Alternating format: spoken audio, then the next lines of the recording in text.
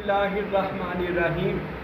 الحمدللہ آج یہ فقیر اپنے دوستوں کے ساتھ شاہکوٹ کے اندر حضرت مراد علی شاہ بابا 9 لکھ ہزاری شاہ بادشاہ رحمت اللہ تعالیٰ علیہ کے مزار پر انوار پر حاضر ہوا ہے۔ الحمدللہ اللہ کے ولی کے مزار پر حاضری ہے اور اللہ قبول و منظور فرمائے۔ آمین آمین۔ جو بات کرنا چاہتا ہوں ناظرین، بہت سارے لوگوں نے سوال کیا تھا کیا اللہ کے سوا کسی سے مدد مانگنا شرک ہے؟ اکثر لوگ یہ بات کرتے ہیں جی آپ اللہ کے نبیوں سے مانگتے ہیں یا ولیوں سے مانگتے ہیں، تو کیوں مانگتے ہیں؟ اللہ کے سوا کسی سے مدد نہ مانگے۔ میرے بھائیوں یاد رکھو، اللہ تو مددگار ہے ہی ہے، کیونکہ وہ کائنات کی سپر پاور ہے اللہ تعالیٰ، وہ پوری کائنات کا مشکل کشا حاجت روا ہے اللہ تعالیٰ۔ لیکن اللہ جس کو چاہے اپنی عطا سے، چاہے وہ نبی ہو یا اللہ کا ولی ہو، اللہ اس کو مشکل کشائی عطا کر دیتا ہے، اللہ اس کو حاجت روائی عطا کر دیتا ہے۔ اللہ اگر کسی کو نبی بناتا ہے تو کہ اللہ نام کا نبی نہیں بناتا تھا، اللہ نبی بنانے کے بعد اس کو معجزات بھی عطا کرتا تھا، کرامات بھی عطا کرتا تھا، اختیارات بھی عطا کرتا تھا۔ آخر انسان دنیا میں اللہ کا نائب ہے۔ اللہ نے قرآن میں فرمایا ہے انی جاعل فی الارض خلیفہ، ہم نے انسان کو زمین پر اپنا جانشین بنایا ہے۔ جو بندے اللہ کے جانشین ہیں، اللہ کے نائب ہیں، کیا ان کے پاس اختیارات نہیں ہیں؟ اللہ جس کو نائب بناتا ہے ساتھ اختیارات بھی دیتا ہے کہ وہ لوگوں کی مشکل کشائی بھی کر سکے، وہ حاجت روائی بھی کر سکے۔ اس کی مثال قرآن پاک میں سارے نبیوں کی ہے، لیکن میں ایک نبی کی بات کرتا ہوں، حضرت عیسیٰ مسیح علیہ السلام۔ قرآن مجید میں بھی ہے اور تورات انجیل میں بھی، یہ پرانے عہد نامے میں بھی موجود ہے۔ حضرت عیسیٰ جا رہے تھے، ایک پیدائشی نبینہ بندہ، اس کو کسی سے پتا چلا کہ مریم کا بیٹا جا رہا ہے، حضرت مسیح جا رہا ہے۔ اس نبینے نے آواز ماری یا روح اللہ، اے روح خدا میری مدد کرو۔ حضرت عیسیٰ واپس آئے، فرمایا بندے تم مجھ سے کیا چاہتا ہے؟ اس نے کہا پیدائشی نبینہ ہوں۔ حضرت عیسیٰ نے اپنے ہاتھ مبارک اس کی آنکھوں پر رکھے، اللہ نے بینائی عطا فرمایا۔ عیسیٰ کے ہاتھ لگنے سے نبینہ شفا پا گیا۔ اب عیسیٰ نے یہ نہیں کہا کہ تو نے شرک کر دیا مجھ سے مدد مانگ کر، نہیں، بلکہ فرمایا تو کیا چاہتا ہے مجھ سے؟ اس نے کیا آنکھیں چاہتا ہوں، عیسیٰ نے آنکھیں عطا کر دی اللہ کے حکم سے۔ قرآن میں آیا آج بھی کوئی نبی یا ولی ہماری مدد کرتا ہے وہ اللہ کے حکم سے کرتا ہے۔ یہ تو نبی ہے اور اس کی ڈھیروں معجزات ہے عیسیٰ مسیح کے۔ اس نے مردوں کو زندہ کیا، مٹی کی مورت بنائی، ایک پرندہ بنایا، اس میں پھونک ماری وہ زندہ ہو گیا، ہوا میں اڑ گیا۔ یہ کون کر رہا ہے؟ ایک بندہ کر رہا ہے۔ لوگ کہتے ہیں جی بابے یا بندے کیا کر سکتے ہیں؟ سنو، یہ مردوں کو زندہ کر سکتے ہیں۔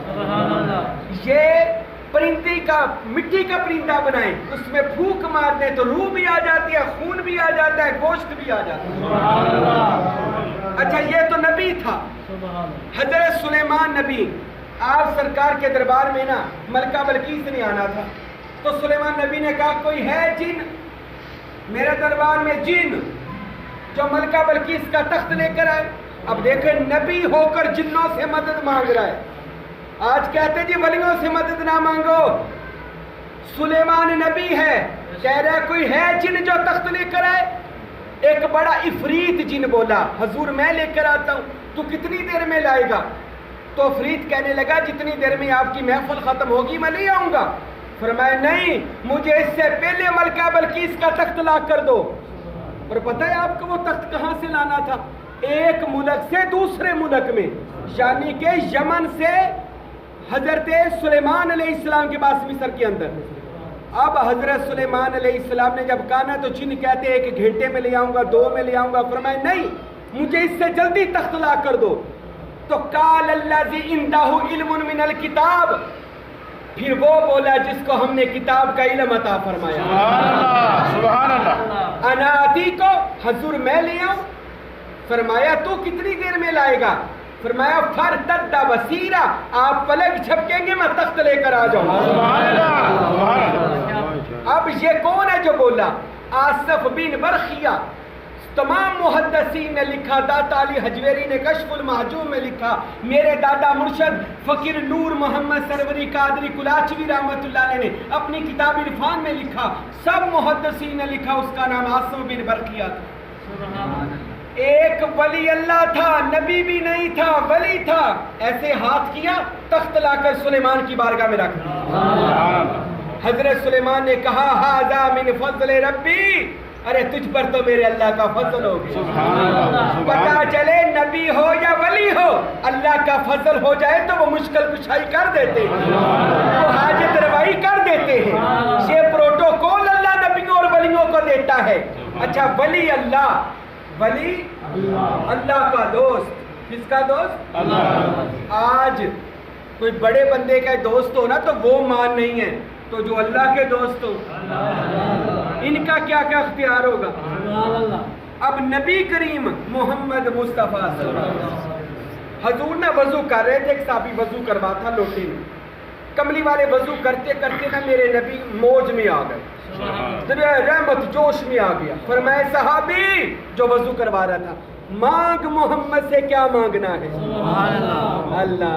آج ہمیں کہتے ہیں جی مدد نہ مانگو، نبی کہتے ہیں مانگ مجھ سے کیا مانگنا ہے؟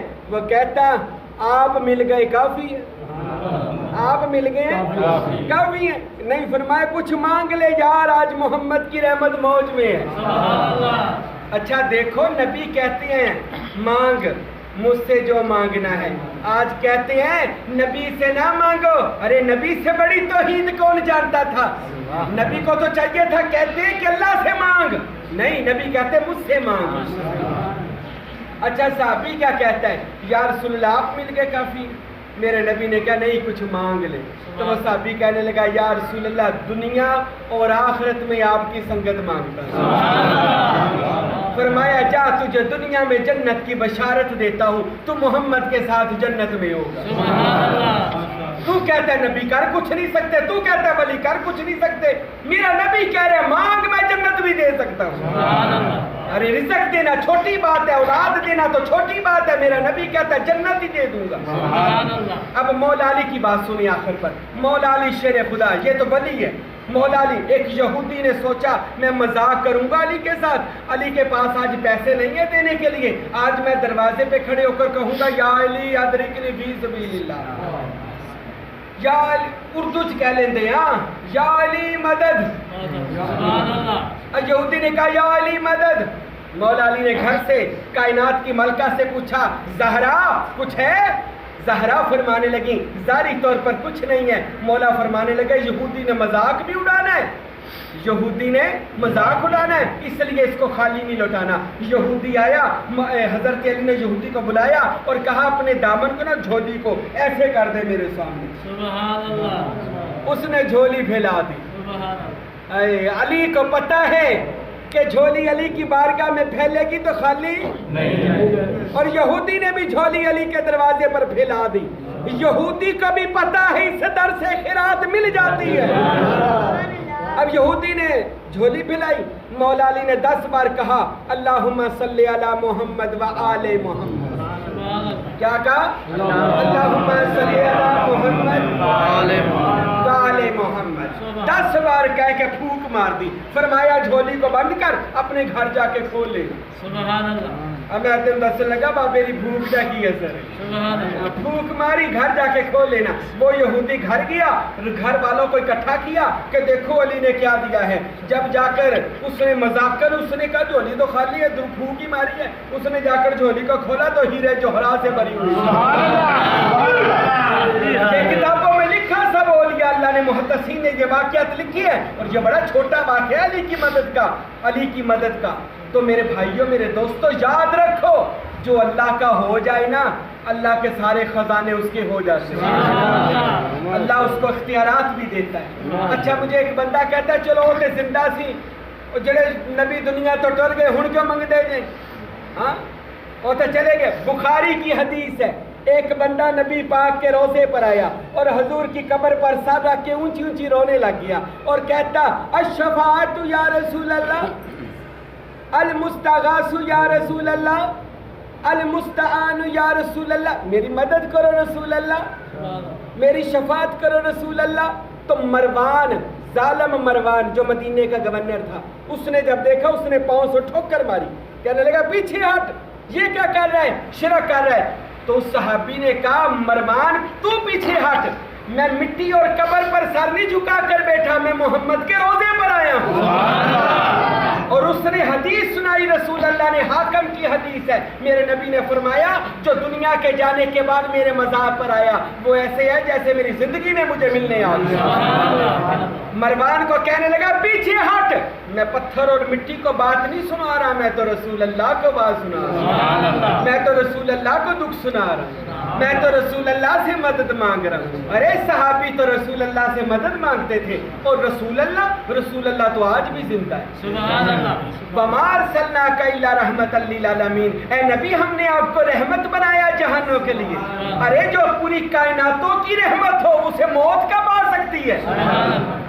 مجھے بڑا پیارا جملہ لگا، واصف علی واصف صاحب نے لکھا، وہ کہتے ہیں کہ لوگ کہتے ہیں محبوب فوت ہو گیا، کملی والے فوت ہو گئے.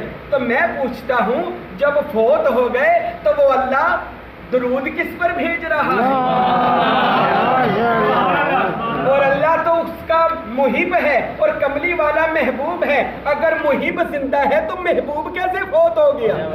اور اگر محبوب فوت ہو گیا تو محب کو کوئی نہیں فرق پڑا. یار یہ کیسی محبت ہے؟ اگر اللہ ہے تو اس کا محبوب بھی ہے دنیا میں. تو زندہ ہے واللہ میری چشم عالم سے. اچھا جب میں آنے لگا کہتے جی ہوتے قبراں دے اندر لیٹے انہوں نے کی پتا، تسی قبراں تے جاندے انہوں نے کی پتا. اے بخاری کی حدیث ہے، مسلم کی، سیاستہ کی، میرے نبی نے فرمایا مومن کی قبر اس کے لیے جنت کا باغ ہوتی ہے، وہ جنت کی کیاری ہوتی ہے، اور اس کے نیک اعمال اس کے دوست ہوتے ہیں، اور اس کی جنت، اس کی قبر اتنی وسیع ہو جاتی ہے جہاں تک اس کی نگاہ جاتی ہے. تو کہتا ہے قبر میں پتہ کوئی نہیں، نبی کہتے ہیں وہ قبر کی جنت بنی ہوتی ہے اور اس کیاری میں وہ ٹہلنی ہوتی ہے. یہ بخاری کی حدیث ہے. اچھا آپ سارے قبرستان جاتے ہو گے، باہر ایک بورڈ لگا ہوتا ہے السلام علیکم یا اہل القبور، اور ہم بھی جا کر سلام کہتے ہیں. ایسے ہی ہے. 100 سال پہلے بندہ مریا ہویا، ہڈیاں بھی گل گئیاں، وہ بھی ساڈے سلام دا جواب دیندا. ایک عام بندہ مر جائے تو سلام سنتا بھی ہے، جواب بھی دیتا ہے. تو اللہ کے ولیوں کی موت تو اس سے بہت بلند ہوتی ہے، وہ تو عام بندوں کی طرح مرتے ہی نہیں ہیں. ٹھیک ہے، سلام کہتی ہو نا. اچھا ایک اور حدیث آخر پر سن لیں. ایک صحابی نے قبر سے ٹیک لگائی ہوئی تھی، میرے نبی نے کہا پیچھے ہٹ جا.